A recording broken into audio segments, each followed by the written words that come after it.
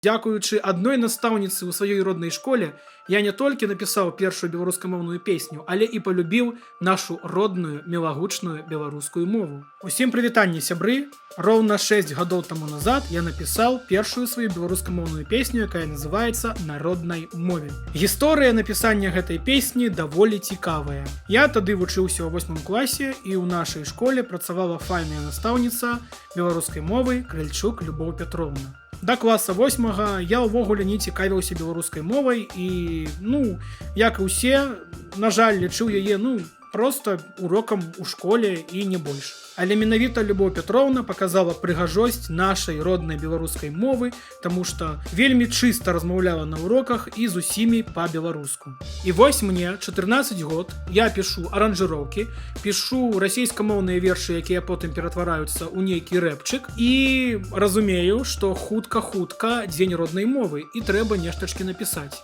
Звяртаюся да Любоў Пятровны з гэтай ідэі, яна толькі ўхваляе, за што їй асобнае дзякуй, і за адзін вечар нараджаецца вось гэта. Давайте заговорим на своей родной мове, бо гэта наша родная беларуская мова.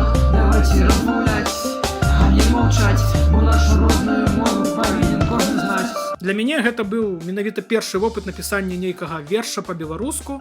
Там нейкія ёсць русізмы, нейкія дыялектавыя, скажам так, памылачкі, але мне тады было 14 год, і, я ганарыўся гэтым, што вось такая песня ў мяне ёсць. Потым, пры канцы 2019 года, мой сябра Ілья Агрэніч прапанаваў зняць невялічкае відэа на гэтую песню, на што я згадзіўся, і потым яго зманціраваў. У 2020 годзе, 21 лютага, роўна праз год напісання гэтай песні, я выпускаю відэа-кліп на сваім ютубе на гэтую песню.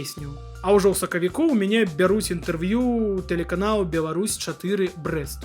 Нагадаю, мне тады споўнілася 15 год, і я не быў гатоў к такому. Я думаў, зараз проста выклам кліп, ён там будзе на ютубе і ўсё. Але вось, дзякуючы адной настаўніцы ў сваёй роднай школе, я не толькі напісаў першую беларускамоўную песню, але і палюбіў нашу родную мілагучную беларускую мову. Любоў Пятровна, шчырая вам дзякуй, калі вы глядзіце гэтае відэа.